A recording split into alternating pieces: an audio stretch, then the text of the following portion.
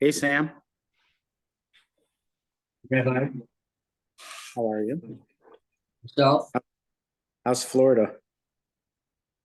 Uh, nice, real nice. And I was mentioning to the class today that are you familiar with oh my God, who wrote the book about Maury? Oh, Mitch Album. Yeah, he's giving a talk tonight. Nice. Here. Are you going? I don't know. We have some other things like Talmud and stuff like that too. So I don't know if we're going to be going. But he just came out with a new book, and it was like I think it's called something like Little Lies or something. I started reading it. It's very good book. So I recommend it to you if you can get a Okay. hold of the library or stuff. By the way, the Packers won yesterday, huh? The Packers What? won yesterday. I know. I must admit, as a person from Wisconsin, that when it comes to the Packers, it's like if you're from Wisconsin, there's some kind of general pool of fanhood that you tap into. So I think when I speak about the Packers, I speak on behalf of most people in Wisconsin. That's funny. That this has been a surprise in the last couple of weeks. I will say that. Yeah.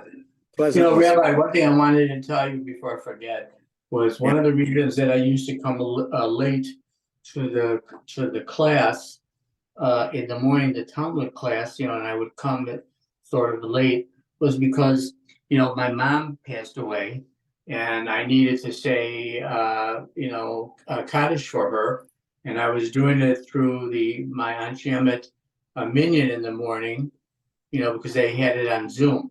Uh-huh. So for the 11 months plus whatever, I did it through them, and then they started at 8 o'clock, 7 o'clock in the morning, and didn't finish until close to 8. So that's why I was a little bit late. Well, Sam, you didn't have to have any excuse. No, but I wanted Whenever to. you show up, Yeah, it's the I right wanted time. to. But thank you So, for that. And that means that you're no longer saying Kaddish? Right. So that's why I've been there on time the last few Right. times because, like I said, I'm not saying cottage anymore. So Okay. So the Packers, you're not saying cottage for it, All right.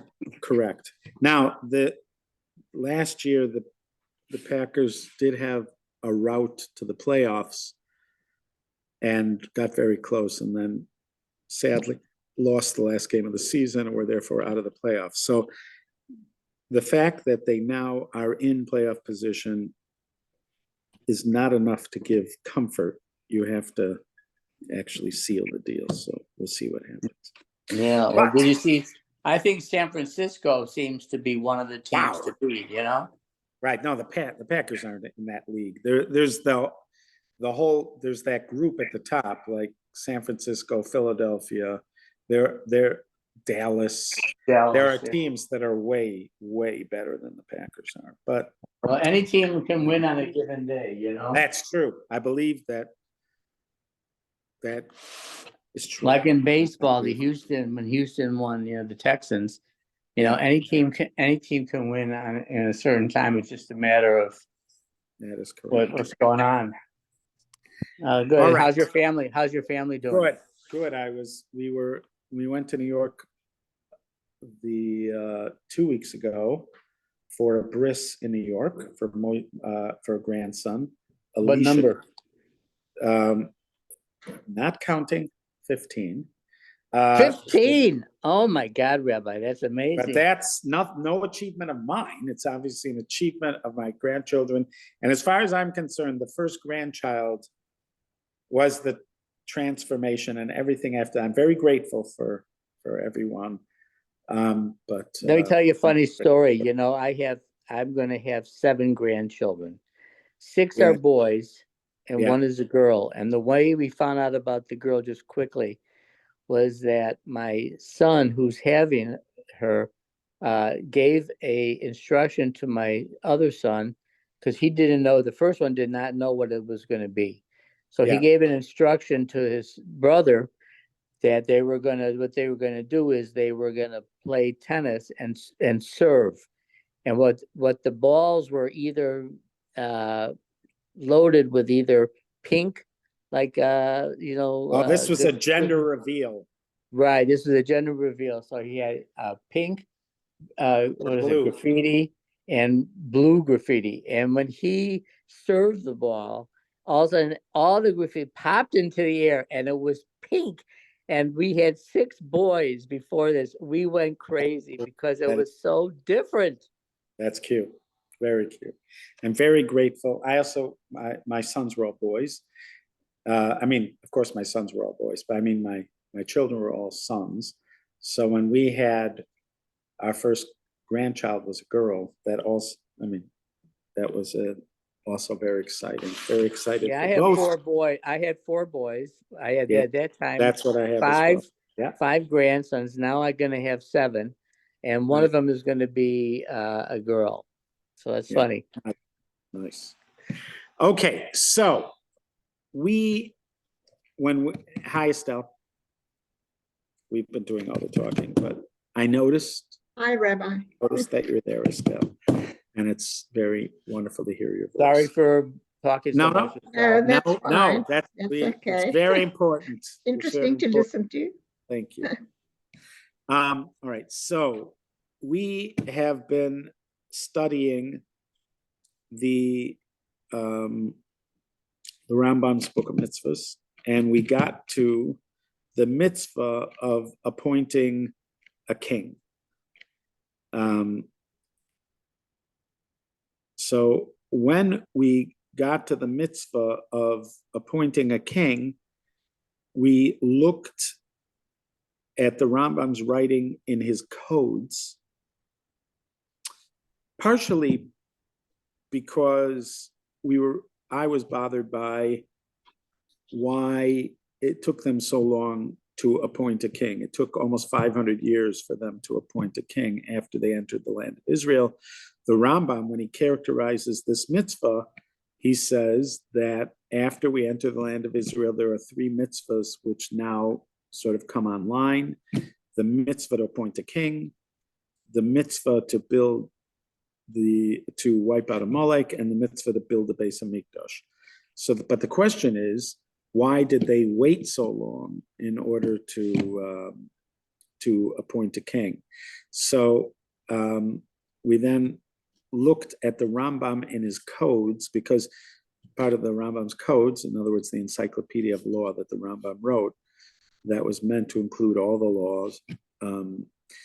He has a section on kings.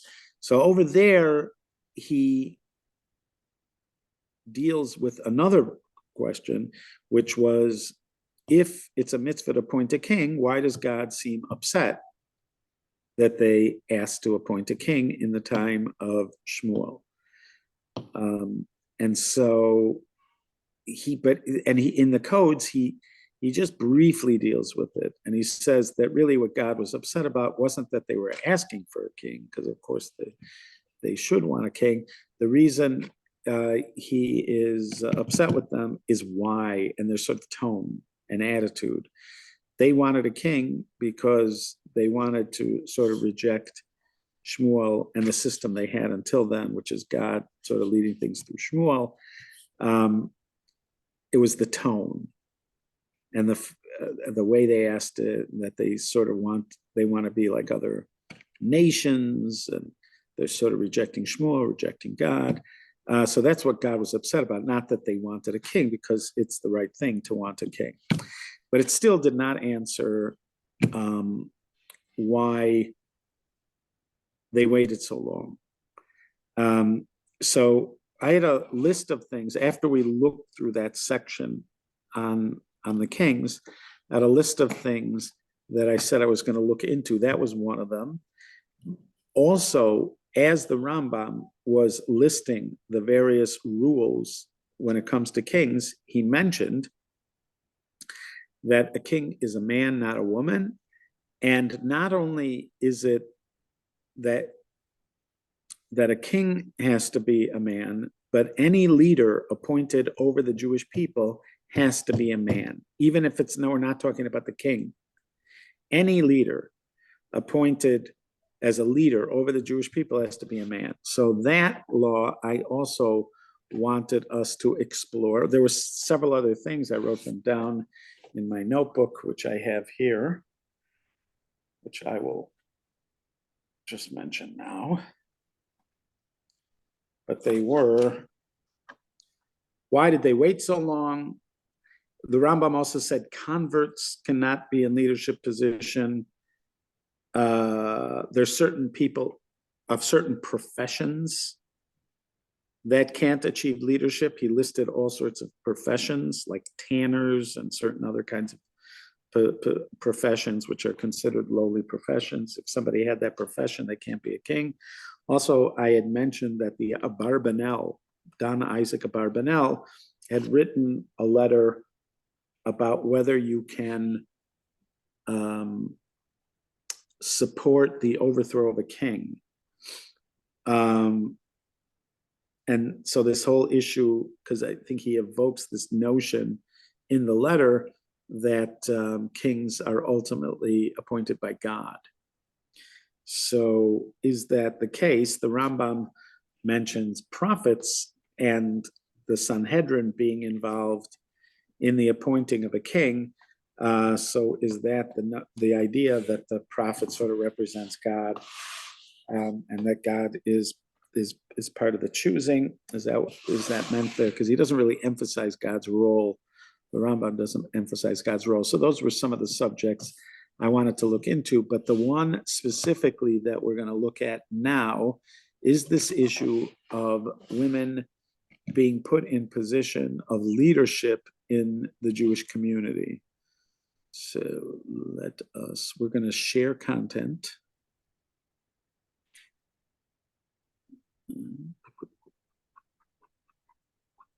And we're live. Okay, so now.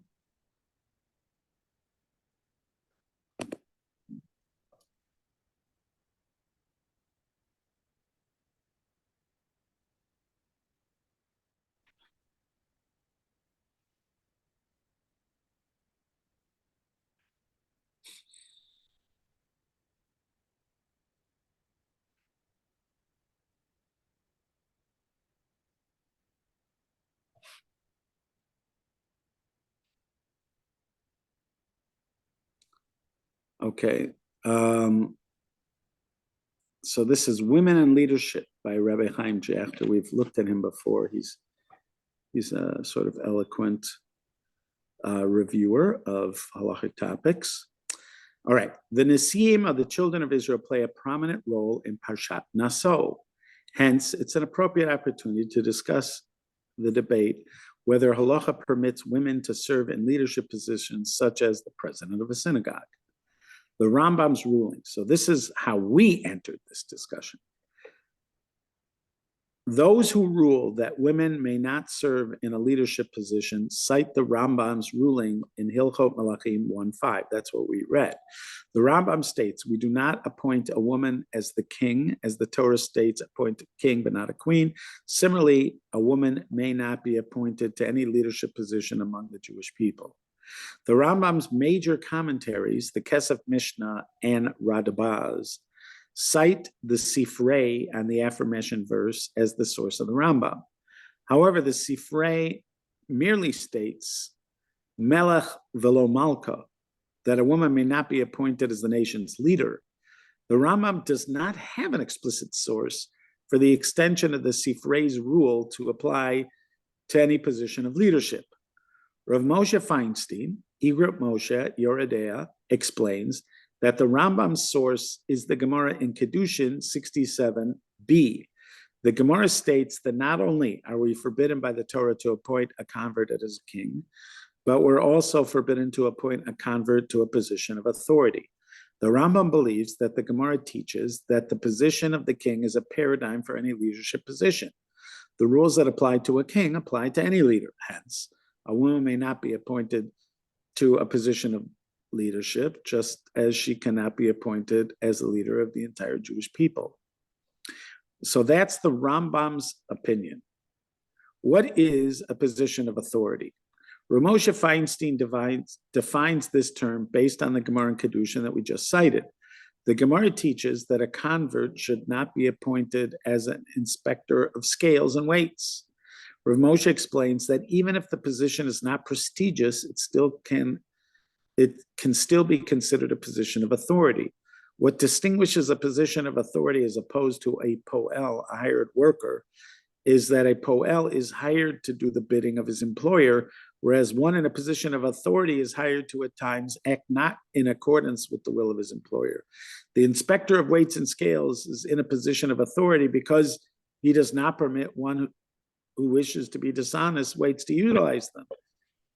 He's like a poel. He, unlike a poel, is hired to occasionally act against the will of the people he supervises. So according to this, again, we're talking about the Rambam. We're talking about the Rambam. According to the Rambam, this rule that a woman cannot be king over the Jewish people applies to positions of leadership. Ramosha Feinstein is just trying to define position of leadership that the Rambam means. He's not necessarily deciding like the Rambam. He's just sort of explaining the Rambam. So what would be a position of leadership? A position of leadership would mean that you have some kind of autonomous authority. So, for instance, let's say you are a judge. So a judge might be hired to be a judge or appointed to be a judge, but once a judge is a judge, they may end up rendering decisions that apply to people of all levels of power, and it's their independent judgment that they're going to rely on in order to apply that. Or let's say somebody is the head of the Fed. He's appointed, let's say, by the president, but it's an independent position in as much as he makes decisions, together with a board, but he makes decisions. These people make decisions that are based on their reason, and there is no other authority they have to appeal to in order, before they make that decision. So these would be the kind of positions that would qualify for what they're calling leadership position. And again, according to the Rambam, these kind of positions cannot be occupied by women. That would be based on the Torah's notion with regard to the king, and it's just being extended. He thinks the Gemara is extending this. Okay. Although the Rambam rules that a woman may not be appointed to a position of authority, Rav Moshe and Rav Chaim David Halevi, who is a Sephardic chief rabbi of Tel Aviv, note that many Rishonim appear to disagree with the Rambam. Rishonim means early scholars, so we're talking about medieval scholars. Tosfot and Bava Kama write that a woman is permitted to serve as a dayan, a rabbinic judge. It is clear that Tosfot believes that a woman can be appointed to a position of authority, because as I just mentioned to you, a judge would be one of these positions. It's a position of authority. There's nobody they have to appeal to in order to get permission to make their judgment. They make the judgment. And so according to Tosfot, a woman is permitted to serve as a judge. By the way, this itself is a sort of surprising thing. I think many people would wonder about that. But Tosfot and Bava Kama clearly hold this, and one of the sources for it is Deborah, who herself seems to judge the people. So there we appear to have a model of a woman as a judge, but again, Tosfot and Bava Kama hold that a woman can serve as a dayan. The Sefer HaChinuch, which is is not a medieval commentary, it's a later commentary, cites the Sifrei that a woman may not be appointed as king, yet he does not write that a woman may not be appointed to any position of authority. Indeed, in the next mitzvah, oh no, I'm wrong. I'm thinking of the Minchas Chinuch. The Sefer Chinuch is a Rishon. It's not clear exactly who he is, but he's writing in the time of the Rishonim, of the medieval commentaries. The Minchas Chinuch, which is a commentary on the Sefer Chinuch, is later. Okay, so he writes the thing about being king, but he doesn't write the other parts. Indeed, in the next mitzvah, the prohibition to appoint a convert as a king, the Sefer Chinuch writes that this law does not apply. This law does apply to any position of authority. Rav Moshe writes that this seems to clearly indicate that the Sefer Chinuch does not agree with the Rambam, because not having the convert in a position of authority, he specifically says.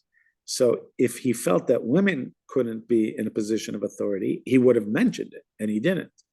So Rav Moshe writes that this seems to clearly indicate that the Sefer Chinuch does not agree with the Rambam. Rav Moshe, so far you have Tosfos and the author of the Sefer Chinuch seem to disagree with the Rambam. They agree that a woman cannot be king, but as far as any other position of authority, they do not agree. Rav Moshe adds that it appears from both Rashi and the Ran, commenting on Kedushin, that they don't accept the Rambam's ruling. Rashi and the Ran explain that the source for the rule that a convert may not be appointed to any position of authority is from an extra word in the Torah, B'kerev achecha tasim alecha melech. The Torah could have merely stated, Som tasim alecha melech b'kerev achecha, place for yourself a king from amongst your brothers. The fact that the Torah adds another tasim, place, teaches that the rule forbidding appointment of a convert as king applies to any position of authority. Okay, and that would only apply to a convert. It can be readily inferred from this comment of Rashi and the Ran that they disagree with the Rambam. The Rambam would explain that the rule that a convert can't be appointed to any position of authority is derived from the fact that a convert cannot be appointed as king. According to the Rambam, if the rule applies to a king, it should apply to any position of authority. Rashi and Ran, on the other hand, seem to clearly indicate that the extension from the king to any position of authority applies only to a convert and not a woman. Rashi and the Ran do seem not to subscribe to the Rambam's assertion that a rule that applies to the appointment applies to any position of authority. All right, so far now we have Tosfos, the author of the Sefer Chinuch. We have the Rashi and the Ran. So now we have 4 medieval commentaries that seem to disagree with the Rambam. Finally, the Ramban, Nachmanides, and the Rashba seem to also disagree with the Rambam. They assert that women are disqualified from serving as a dayan. Again, we saw that Tosfos disagrees. They then ask, how could the biblical Devorah have served as a judge? As the Bible records, she judged the people of Israel at the time. They answer, she didn't serve as a judge. Instead, the Bible means that Devorah led the Jewish people. It's just another way of saying that she led the people. At this point, they ask, how could she have led the Jewish people if the Sefer teaches that one may not appoint a woman as king? They answer that they willingly accepted her leadership. So, in other words, a king is a position that you have to follow. Once he's appointed king, you just have to follow him. So it could be that in the position of king, which is handed down from father to son, that a woman can't be. But if the people want a woman to be their leader, just to be their leader, that a woman can occupy that position. So that is the Ramban and the Rashba. The fact that the Ramban and Rashba raise the concern that a woman cannot be appointed as king only when they write that Devorah led the Jewish people and not when discussing that a woman can, whether a woman can serve as a dayan, seem to indicate that they believe that divorce serving as a dayan is not a violation of the Sifrei's rule. Thus, both the Ramban and Rashba seem to disagree with the Rambam's ruling that a woman may not be appointed to a position of leadership. Again, if they really, there seems to be a technical reason why she can't be a dayan, but it's not this, that she can't be a judge. Again, there's a difference of opinion as to whether women could be judges, but it's not from this problem. So now we have Tosfos, Sefer HaChinuch, Ran, and Rashi, Ramban, and Rashba, all disagreeing with the Rambam. It should be noted, though, that the Ritva does agree with the Rambam. The Ritva states unambiguously that the Sifrei's prohibition to appoint a woman as king applies to all positions of leadership. To summarize, the Ritva agrees with the Rambam's ruling, but many Rishonim disagree with the Rambam. We will now present two different views on how to apply this controversy to contemporary circumstances. We will begin with Rav Moshe Feinstein's approach and then present the approach of Reb Chaim David Halevi, who he introduced earlier as the Sephardic, what did he call him? He was the Sephardic chief rabbi of Tel Aviv. Okay, he's not anymore. He was at one point. All right, so first, Rav Moshe. Rav Moshe writes that although many Rishonim disagree with the Rambam's view should be followed in practice. He explains that since it is a matter of dispute over a biblical prohibition that has not been settled in the Shulchan Aruch, in ordinary circumstances, the Rambam should be followed. Thus, Rav Moshe writes, a woman should not be appointed as a president of a synagogue. However, in case of great need, Rav Moshe felt it appropriate to rely on the Rishonim who disagree with the Rambam. For example, Rav Moshe permitted a poor widow to be appointed as a kashrus supervisor, despite the fact that it is a position of authority similar to supervisors of weights mentioned in Kedushin. Rav Chaim David Halevi. Rav Halevi points to the historical fact that women served as queens of our people. The first was Atalia, the evil Atalia, and the second was the righteous Shlomtziel. Rav Halevi points out that never do we find that the prophets or Chazal criticized the fact that women served as leaders of the Jewish people. Rav Halevi writes that the Rambam would explain these historical phenomena by stating that women cannot be imposed as leaders over the people. However, if the people accept her leadership, then the prohibition does not apply. Rav Halevi notes that this seems to follow what the aforementioned Rambam and Ramban, I think he's supposed to say, and Rashba said about Devorah. She could serve as a ruler because the nation accepted her rulings. According to Rav Halevi, a woman is permitted to be elected to a position of authority. Why? Because the election would be an indication that the people have accepted it. What you could learn from the king thing is she can't be in a position that's imposed on the people, like kings. But an elected position she should be able to be in because that demonstrates the will of the people. The position is also espoused by the late Sephardic chief rabbi of Israel, Rabbi BZM Uziel, Ben Sion Uziel. Interesting, my revered Rabbi, Harav Yehuda Amital, adopted this ruling in practice. I asked Rabbi Amital how he permitted a woman to be on the parliamentary list of his political party, Meimad, in light of the Rambam's ruling. He replied that the ruling of the Rambam doesn't apply to a democratically elected position. According to this approach, it would seem that the halacha would sanction a woman serving as president of a synagogue if she were to be democratically elected to that position. Of course, the Rabbi of the Shul bears the responsibility of deciding whether the opinion of Rav Feinstein or Rabbi Levi should be followed. It should be noted, though, that Piskei Tshuva cites a prominent authorities who ruled that a woman who is an expert in halachic matters is permitted to paskin halachic questions. By the way, that is another question that comes up, which is women as a posek, as a decider of Jewish law. Now, you may say, who cares? Why? In modern times, where we are now in circumstances where it's considered right for women to have the same access to and opportunities to hold positions of power that men have.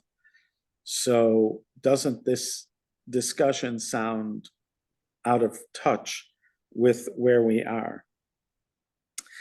So to answer that, I would say that a person who's living what we call a halachic lifestyle never feels that halacha is out of touch with where we are, but rather feels it necessary to live out of the context of halacha. That being said, there could be circumstances of today which shine a light on ancient halachic sources in a way that allow us to see things differently than people might have seen then.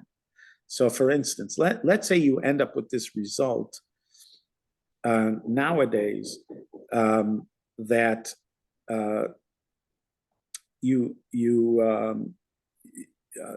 let's say in positions where they are elected. So for instance, there's a Hasidic judge. There's a woman who's a judge in New York, and she's Hasidic. So how does she justify being a judge in light of these halachic discussions? So you'd have to say that she's supported by this notion that if it's an elected position, that demonstrates the will of the people, and the will of the people is that they want her to be their judge. And if the people want her to be their judge, then she's allowed to be their judge. Now, so, but would it have been the case that you would have had a woman judge a few hundred years ago? It may have been very unlikely. Or let's say a woman as a head of a major Jewish philanthropy, or there's or in charge of Jewish organizations. It may be that it would be very unlikely. There were exceptional cases, but it would be very unlikely that a woman would be in a position of leadership over the community a couple hundred years ago. Even so, does that mean that we rule differently halachically than they would have a couple hundred years ago? Not necessarily, but it might mean that because circumstances have changed, the light that is shining on some of these positions is slightly different. And we're able to see things that we didn't see before because we didn't think to see them before. If you lived in a culture where it wasn't even entertained, the idea that women would have equal access to positions of power, that if that's not even entertained, so it's possible you wouldn't see halachic sources discussing it because why are you even thinking about it? And now we're in a situation where it's almost the opposite. Who would even think that a woman shouldn't have equal opportunity, equal access to position of power? So in a certain sense, it shines a light on these sources that allow us to look at it from a different perspective. And when you're looking at it from a different perspective, you see all sorts of reasons to indicate that she should have access to it. So again, a person who's committed to a halachic lifestyle is always going to find a halachic context, and within the halachic context, try to figure out what is the right thing to do, even for a position where their intuition tells them one thing. My intuition automatically tells me that this is the right thing to do, but I still would feel it necessary to find halachic context and then to follow what should be the halachic decision. And this can happen on a lot of issues. You just see the issue, and right away your gut tells you this, what should be right and what should be wrong. But you're still looking for what would be the halachic path in it. I remember one time, this was in the 70s. This must have been like 1978, I think. So Israel was doing a coal deal with South Africa. South Africa was considered a pariah nation, and most nations were not engaged in business with South Africa at the time, or at least not overtly. Israel was also considered a pariah nation by many people. And so they were doing a coal deal with South Africa. The broker, the one who had put South Africa together with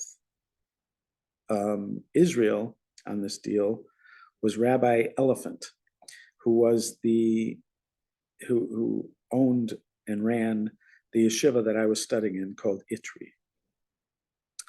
So it's just a very bizarre thing. And so because of that, the South African finance minister came to speak at our yeshiva at Itri.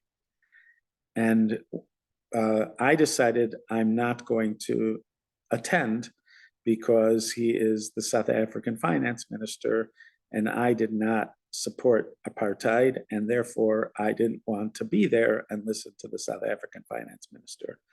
I was the only student who walked out. I didn't make a big deal about it. I just went and had falafel when he was speaking and then came back. But when I came back later that evening, there was a rabbi, a young Kollel guy, whose name was Chaim Pass, who eventually married Rav Shach's granddaughter. So Chaim Pass, at night, he just said to me, "Where did this come from, your decision not to attend? Where in the Torah did you find that?" In other words, he was challenging me to support my intuition, my conclusion that I should not be present when he spoke. He was challenging me to support it with some kind of halachic. He wasn't saying that he believes the halacha did not support it. He just was asking me, why am I making decisions without exploring what the halacha would say in this situation? And it was so foreign to me, that kind of thinking.